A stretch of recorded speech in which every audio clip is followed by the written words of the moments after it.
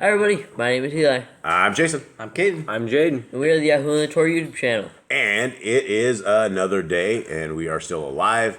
My little fuzzy-haired friends, how you guys doing today? Good. Everyone alive? Yep. Everyone slept all right? Yep. Yeah. Eli, your arm still hurts? Yeah. You're still jacked up.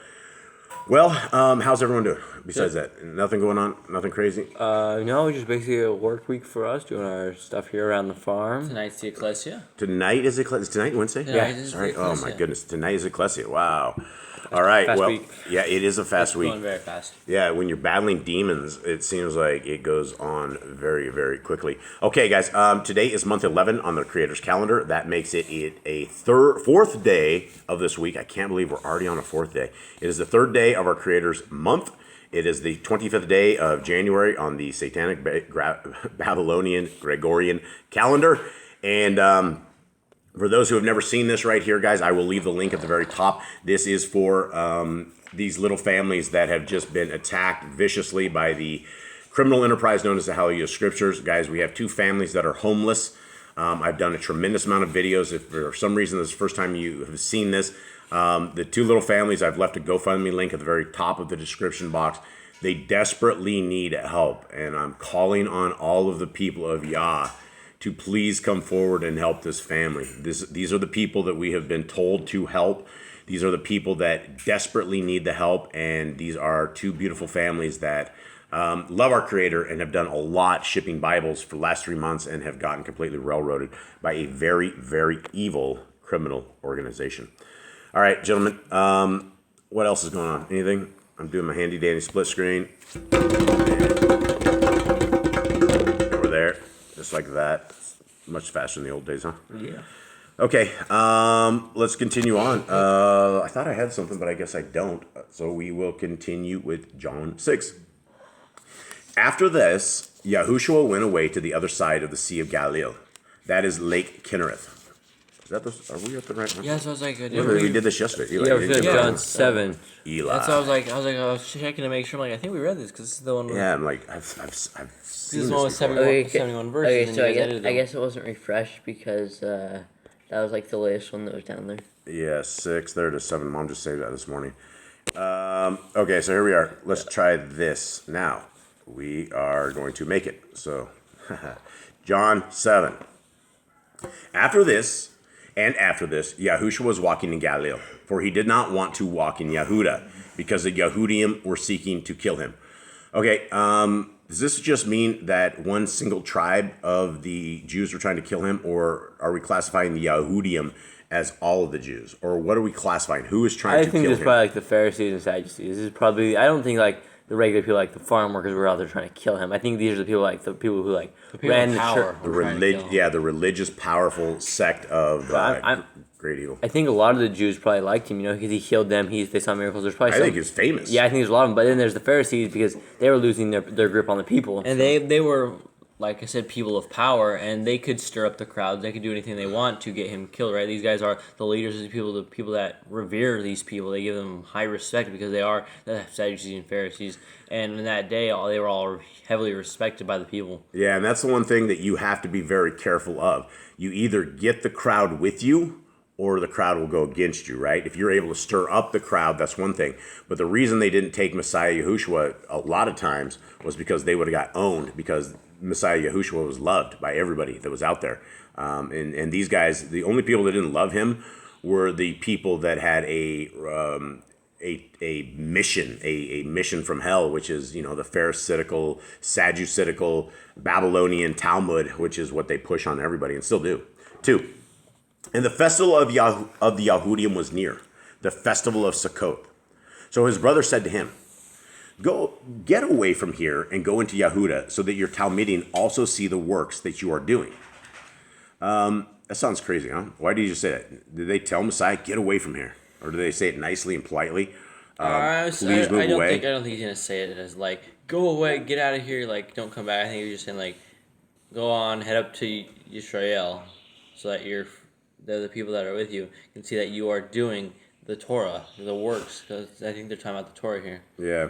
Okay, 4. For no one acts in secret while he himself seeks to be known openly. If you do these, show yourself to the world. for even his brothers did not believe in him. All right, I don't understand these three verses right here, guys. So this talks about... This is it says his brother, so maybe James. First of all, 3, his brother said to him, "Get away from here and go into Yahuda so that your Talmudian also see the works that you're doing." So basically, his disciples, his followers, are able to see it. And then they said, "For no one acts in secret while he himself seeks to be known openly. If you know these, show yourself to the world, for even his brothers did not believe in him." What are we talking about with this, gentlemen? Are we talking about... So they wanted the whole world. These guys wanted the whole world to see what he can do. But Yahushua likes doing things in secret. He likes doing things, like he said before, don't do it openly, do it privately for Yahuwah and not for the world to see. And it says his brother, I don't know, mine says his brother did not believe in him, so maybe it's talking about like the people, Other people people. themselves, like they considered brothers, like, you know, the people who do the works will of the Father. Or maybe it's his actual brothers. I know he has James and maybe other ones as well, because I'm sure Mary and Joseph had a few kids. Yeah. Okay, yeah, we don't know anything about that. We don't know if they ever had any other kids or anything, or they ever had a kid, because they didn't technically, I mean, she did, but he didn't have Yeah, a child. they had James. Oh, James, was it for sure the brother? Yeah, it's half brother, Half-brother, though. Yeah. How would that be? because his dad is in Joseph's. Right. Okay, so I guess it would be a half-brother on that side, but it did came from Joseph Right. and Miriam. Are we Right. sure about this? Pretty 100%. sure. I'm pretty sure. I think Glenn said this before too. Glenn, Brother Glenn. Brother Glenn, I think you said this before. Maybe you refresh my old mind. Okay, continue on. 6. Yahushua therefore said to them, "My time has not yet come, but your time is always ready." Now, hold on. Let's go back to this brother of Messiah. So, how old do you think James was? Younger or older? He would have had been younger. Yeah, I think he'd be younger. Yeah. So, But I think I'm not sure how much So- younger. I'm thinking quite a bit younger. well, it would have to be quite a bit younger. This would be very interesting, though. If he was the legitimate son, we never ever heard about any of that, right? Because what about when Messiah was going to the temple when he was like really young? Where was the rest of the kids? Where was James? He was 12 at that point. So, I mean, maybe James James was with was- the parents and they just didn't talk about him, or maybe they didn't have him until he was like 15 years old. Yeah, so that's very interesting. Okay, let's continue. We don't have answers for a lot of this. We're just discussing it. 7. It is impossible for the world to hate you. Did I do 6? No. Yeah. He said your time is always ready. Yeah. My time has not yet come, but your time is always ready. 7. It is impossible for the world to hate you, but it hates me because I bear witness of it, that its works are wicked. You go up to this festival. I am not going up yet to this festival. I am not yet going up to this festival, for my time has not yet been filled. And having said this to them, he stayed in Galilee. But when his brothers had gone up to the festival, then he also went up, not openly, but as it were in secret. So he did opposite of what their advice was, right? Right. So they wanted him going up there openly so that everybody was able to see him, kind of like a politician, right? You want to go see, shake hands, kiss babies, that kind of stuff. That's what they were trying to get him to do. But then they went up, and then I find this fascinating that he did go up to Sukkot, to this little thing, but he did it in secret, right? He put a cloak on, and it was amazing. 11. The Yahudim, therefore, were seeking him at the festival and said, "Where is he?" And there was much grumbling about him among the crowd. Some were saying he is good, but others were saying no, but he is leading the crowd astray. So there you go. There we can see the division among the people, and it's just from this verse you can see there is absolutely division among the people, which when you have somebody of this kind of stature or power, or somebody that is doing these kind of things, you're always going to have division. You're always going to have the naysayers, and you're always going to have the people that are cheering the good on. 13. However, no one spoke openly of him for fear of the Yahudim. And about the middle of the festival, Yahushua went up into the Mikdash, and he was teaching. And the Yahudim were marveling, saying, "How does this man know letters, not having learned?" Okay, and so this would give us a lot of understanding, right, to what the education system was back in the day. And this is why there were Pharisees and Sadducees that were able to read and write and do all these things. And that's why the people had to rely on them. Yeah. Because they were not able to do things of that nature, read and write. And so you only had somebody that could read that to you. 16. Yahushua answered them and said, "My teaching is not mine, but his who sent me." All right, again, we got to touch on this because this is a Trinity buster. It clearly says, my teaching is not mine, but his who sent me. And if that is the exact same person, that is crazy talk, because it's like telling you guys, boys, my teaching is not mine, but mine that sent me, right? It's not mine, but it is mine. But him who sent me, and I'm right here, right? It's him. It's not like that, right? Father is one, Son is the other. 17. If anyone desires to do his desire, he shall know concerning the teaching, whether it is from Elohim or I speak from myself. He who speaks from himself is seeking his own esteem, but he who seeks the esteem of the one who sent him is true, and no unrighteousness is in him. And again, this Messiah just says that it is not him that's saying this, right? It is his Father that's saying it, because when he says he who speaks of himself is seeking his own esteem, but then he goes, but he who seeks the esteem of the one who sent him is true, right? And the one who sent him is Yah, and he is Messiah. Yahushua is not Yahuwah. 19. Did Moshe give you the Torah? Yet not one of you does the Torah. Why do you seek to kill me? That's interesting, right? He just he threw these guys to the dirt right here, right? Because these guys obviously thought they were doing the Torah, which a lot of people think they're doing the Torah. A lot of people would become self-righteous, and I will just put the Hallelujah Scriptures is the perfect people that became self-righteous and believed that they were the only people that were able to wield the word of our Creator, and they did this with very evil intent for many, many years, 13 years. 20. The crowd answered and said, you have a demon. Who seeks to kill you?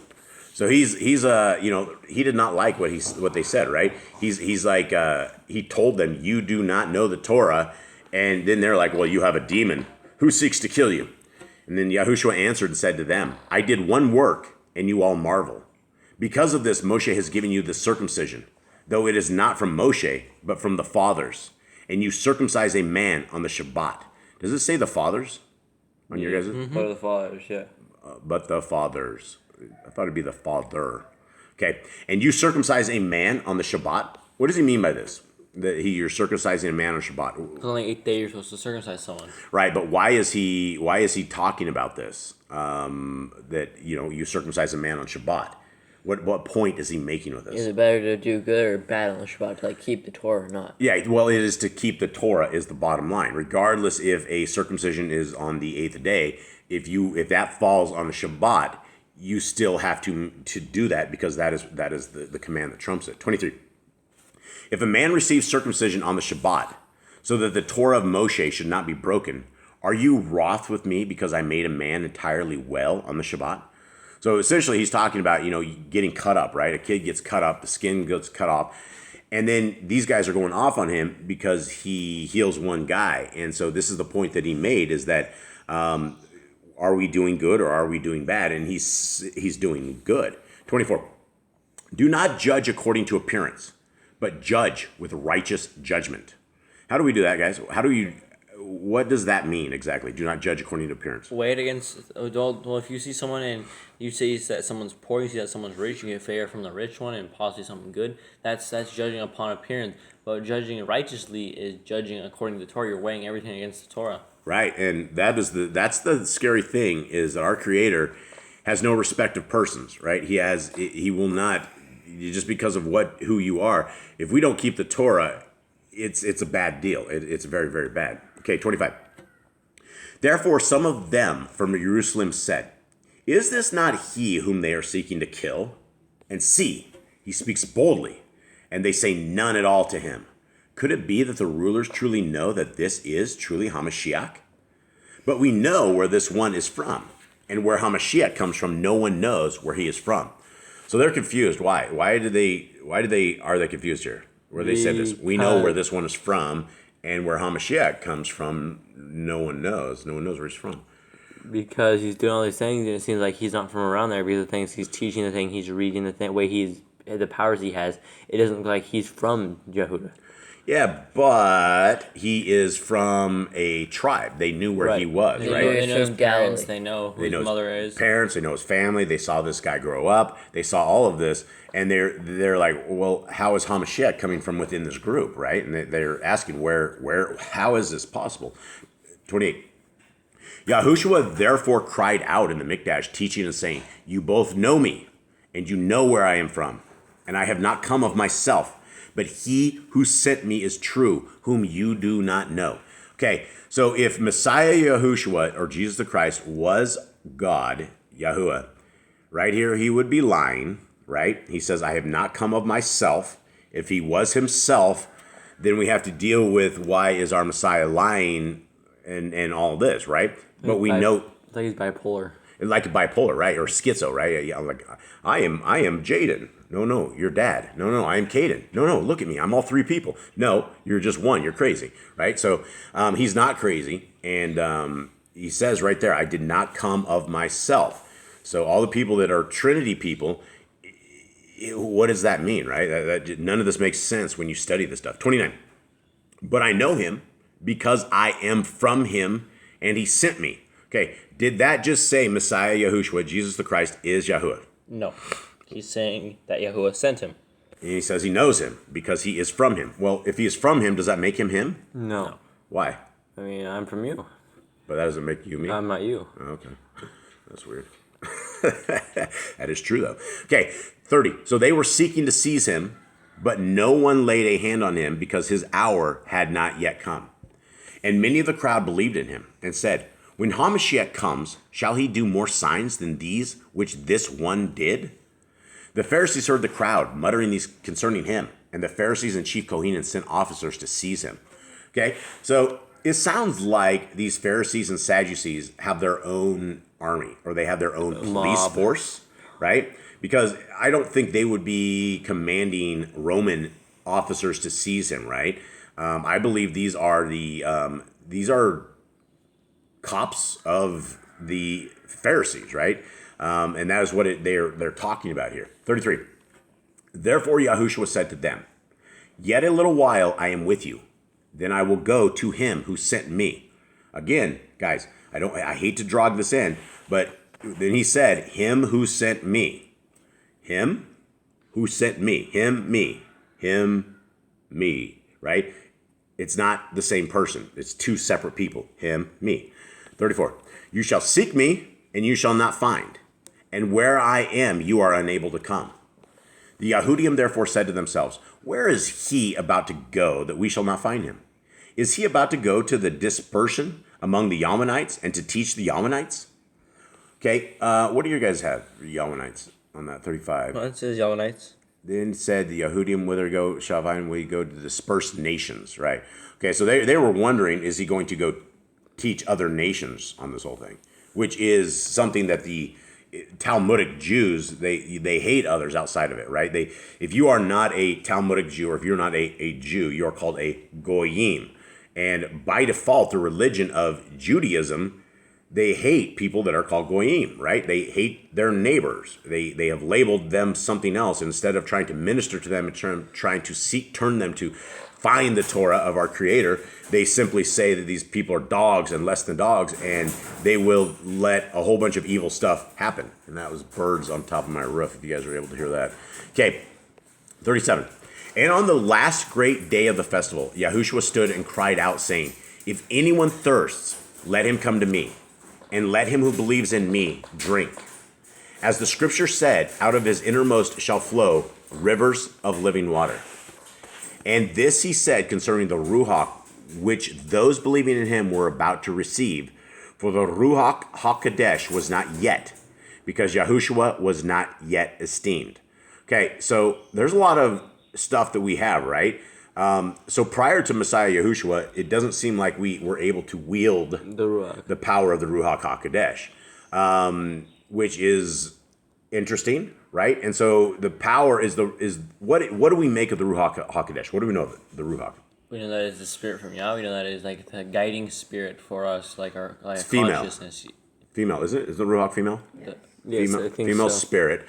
Yeah, and so I just don't have any points on that, but it is it was not there yet, right? We did not have it, but now we are able to, and that's the power of the death and resurrection of Messiah Yahushua, is that we were able to be bestowed with, supernatural kind of a power. 40. Many from the crowd, when they heard the word, then said, this truly is the Nabi. Others said, this is HaMashiach. But others said, does HaMashiach then come out of Galilee? Did not the scriptures say that Hamashiach comes from the seed of David and from the village of Bethlehem, where David was? Now, where did they miss this? How did they miss this part? Somehow they don't know that he's from David or Like, they lost the lineage somehow. They like totally forgot about it. Or they're just like, totally ignoring it.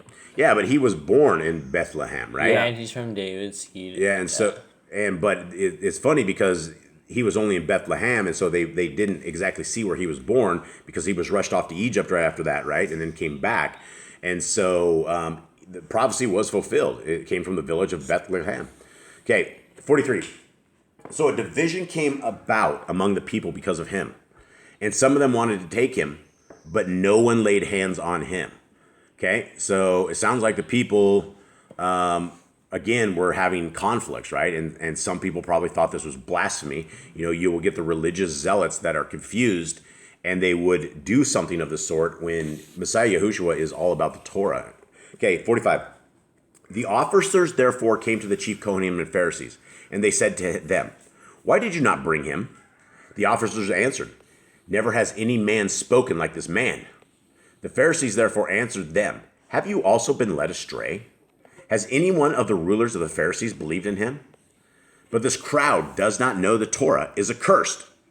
Nicodemus, he who came to Yahushua by night, being one of them, said to them, "Does our Torah judge the man unless it hears first from him and knows what he is doing?" They answered and said to him, "Are you also from Galilee? Search and see that no Nabai has arisen out of Galilee." And each one went to his own house. All right, thoughts, gentlemen?